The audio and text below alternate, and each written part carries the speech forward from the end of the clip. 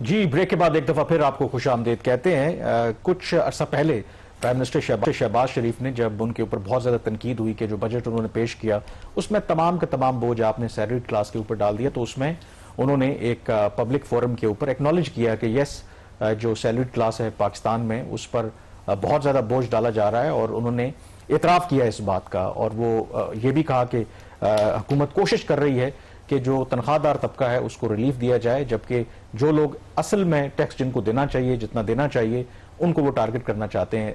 Publicly तो ये बातें बहुत अच्छी लगती हैं शहबाज, लेकिन इन रियलिटी जो गवर्नमेंट काम है वो तो वही कर रही है, अपने उस उसूल के ऊपर कारबंद है। प्राइम मिनिस्टर जो भी कहें कि वो मजीद बोझ जो सैलरीड क्लास है, ईजी एक वे है टैक्स लेने का, उन पर डालना चाह रहे हैं। और ये हम नहीं कह रहे, बल्कि जो हुकूमत ने खुद कमिटमेंट दी है, जो नया IMF का प्रोग्राम हमने साइन किया, और उसमें एक ये डॉक्यूमेंट्री एविडेंस हमारे पास मौजूद है कि कैसे गवर्नमेंट जो है मजीद अवाम के ऊपर बोझ डालना चाहती है, खास करके जो तनख्वाहदार तबका इन टर्म्स ऑफ टैक्स।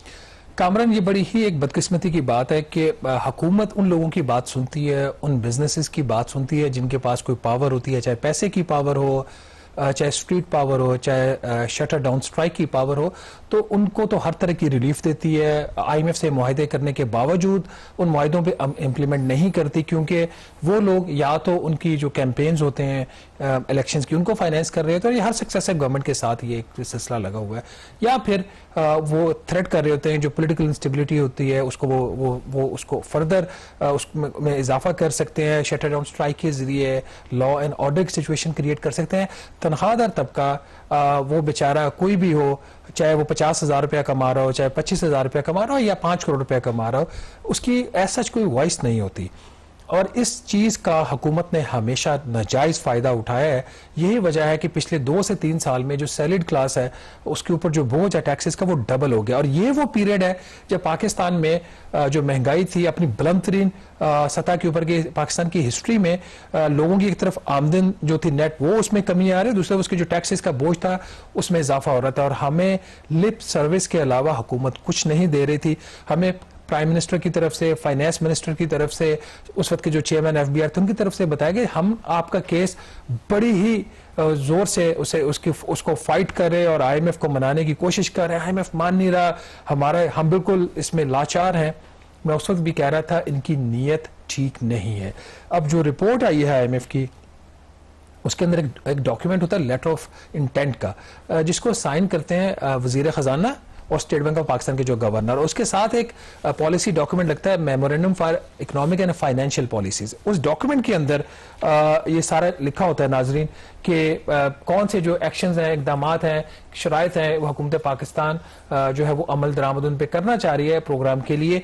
तो उसमें मैं पढ़ देता हूँ इन्वर्टेड कॉमर्स के अंदर, ताकि किसी को कोई गलत फहमी ना रहे। एक तरफ हमें हुकूमत ये कह रही थी कि आपके लिए हम लड़ रहे हैं IMF से, और दूसरी तरफ हुकूमत के जो वजीर खजाना है उन्होंने इन राइटिंग में IMF को क्या दिया कि we aim to increase the personal income tax and corporate income tax to yield ₹357 billion by rationalizing the tax rates for individuals and reducing the number of rate slabs to 5 for salary and non-salary individuals. ये लिख के दिया गया। और दूसरी बात ये कहेगी कि we also aim to reduce the slab जहां पे आपको मैक्सिमम रेट चार्ज होगा। तो वजीर खजाना ने ये लिख के IMF को दिया, जो अब IMF की जो रिपोर्ट रिलीज हुई उसमें ये बात सामने आ गई है कि जो स्लैब्स थी उनको 5 किया गया, हुकूमत ने इस चीज पे एग्री किया, हुकूमत बिल्कुल इन एग्रीमेंट थी विद द IMF। और दूसरा, कहां पे आपको मैक्सिमम रेट चार्ज होगा। जो बिजनेस इंडिविजुअल्स हैं उनके लिए 56 लाख रुपए सालाना आमदन के ऊपर वो तकरीबन आपका बनता है 4,66,000 रुपए माहाना, और सैलरीड इंडिविजुअल्स के लिए ये जो लेवल था मैक्सिमम 35% टैक्स रेट का, उसको मजीद कम करके 3,41,000 रुपए पर मंथ की सैलरी के ऊपर 35% रेट। और पाकिस्तान की तारीख में और दुनिया की तारीख में एक यूनिक वाकया एक और ये भी किया हुकूमत ने, जो हम पहले रिपोर्ट भी कर चुके हैं। ये जो IMF की जो एक रिपोर्ट रिलीज हुई है उसके अंदर भी ये चीज सामने आई है कि मैक्सिमम टैक्स देने के ऊपर जुर्माना आयद होगा।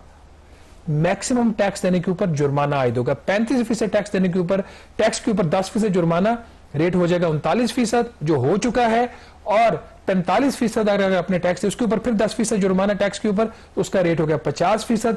और उसका नतीजा ये निकला कि पहले 3 माह में इस माली साल के जुलाई, अगस्त और सितंबर पाकिस्तान की सैलरीड क्लास ने 111 अरब रुपए का टैक्स दिया, जो पिछले साल के मुकाबले में 56% ज्यादा है। तो ये कामरान, ये सूरत हाल जो बन रही है कि तनख्वाहदार तबके ने, जिसकी आमदन में कमी हुई और जिसको जो इन्फ्लेशन ने ज्यादा आगे हिट किया, उसने 111 अरब रुपए का टैक्स दिया है सिर्फ 3 माह में, जो कि पिछले साल के मुकाबले में 56% ज्यादा है। और अब ये भी बता दें कि जो तनख्वाहदार तबके ने तो उतना टैक्स दिया है, जो माशाल्लाह से हमारे ताजर बिरादरी है, जो अरबों खरबों का वो कारोबार करते हैं, तो उन्होंने कितना टैक्स दिया है, क्योंकि उसी से आपको क्लियर अंदाजा हो जाता है।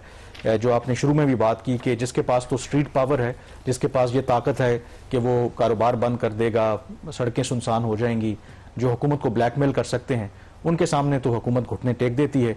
लेकिन जो बेचारा तनख्वाहदार तबका है, उस पर जितना मर्जी बोझ डालते रहें। मसलन उसमें ज़ाहिर है कि बेशतर जो उसमें एक कंट्रीब्यूशन जो सरकारी मुलाजमीन की है, अब सरकारी मुलाजमीन ऑफकोर्स उस तरीके से प्रोटेस्ट तो नहीं कर सकते, बाज़ दफ़ा करते भी हैं, लेकिन हुकूमत के पास वो मीन्स और टूल्स मौजूद हैं कि अगर वो ज़्यादा प्रोटेस्ट करेंगे तो उनके खिलाफ तादीबी कार्रवाई भी कर सकते हैं। तो ये ज़रा बताएं कि अच्छा है कि अगर टैक्स लेना चाहिए, लेकिन अगर ताजरों से भी और जो बाकी तबका है जिनका जितना टैक्स बनता है उनसे उनकी आमदन के मुताबिक टैक्स ले रहे हैं तो चलें, हमें कोई एतराज नहीं है। वहां पर इतनी छूट क्यों दे रखी है उन्होंने? कामरान, आपने उसकी गवर्नमेंट मुलाजमीन की जो बात कर दी है उसका भी बता देते हैं। ये 111 अरब रुपया जो इकट्ठा हुआ है, इसमें हुकूमती मुलाजमीन ने, जिसमें वफाकी और सूबाई तमाम हुकूमतों के मुलाजमीन ने मिलकर जो टैक्स दिया है वो सिर्फ 28 अरब रुपया है। ये वो क्लास है, उन्होंने भी बहुत ज्यादा कंट्रीब्यूट किया और उनके ऊपर भी ज्यादा बोझ है, फिर भी उनको 20 से 25% तनख्वाह में इजाफा मिला और उनका 28 अरब रुपया आया। इसमें अगर आप देख लें जो थोड़ा सा, खैर उनको एडवांटेज ये भी होता है कि कुछ जो हैं उनको घर की फैसिलिटी भी होगी, मेडिकल भी है अवेलेबल होते हैं, ट्रांसपोर्ट फैसिलिटी होती है, बहुत सारी और नौकरी की जॉब सिक्योरिटी होती है, घर उनको मुफ्त मिले होते हैं, नॉमिनल उसमें कुछ ये करते हैं डिडक्शन। प्रोविंशियल गवर्नमेंट के जो एम्प्लॉइज हैं उनकी कॉन्ट्रीब्यूशन 16.5 अरब रुपया है, जिसमें 103% बाय द वे उसमें इजाफा हुआ। क्यों? क्योंकि सूबों में इनकम के लेवल ज्यादा है। जो वफाकी हुकूमत के मुलाजिमीन है उन्होंने 11.5 अरब रुपए का टैक्स दिया, उसमें 85%। जो पाकिस्तान का नॉन कॉर्पोरेट सेक्टर का प्राइवेट एम्प्लॉई है, सबसे ज्यादा टैक्स उसने दिया 50 अरब रुपए का, 41% उसमें इजाफा हुआ है 3 माह के अंदर। और जो कॉर्पोरेट सेक्टर का एम्प्लॉई है उसने टैक्स दिया है 32.5 अरब रुपए का। तो 73 अरब रुपया नॉन गवर्नमेंट एम्प्लॉइज ने टैक्स पे किया है आउट ऑफ 111 अरब रुपया।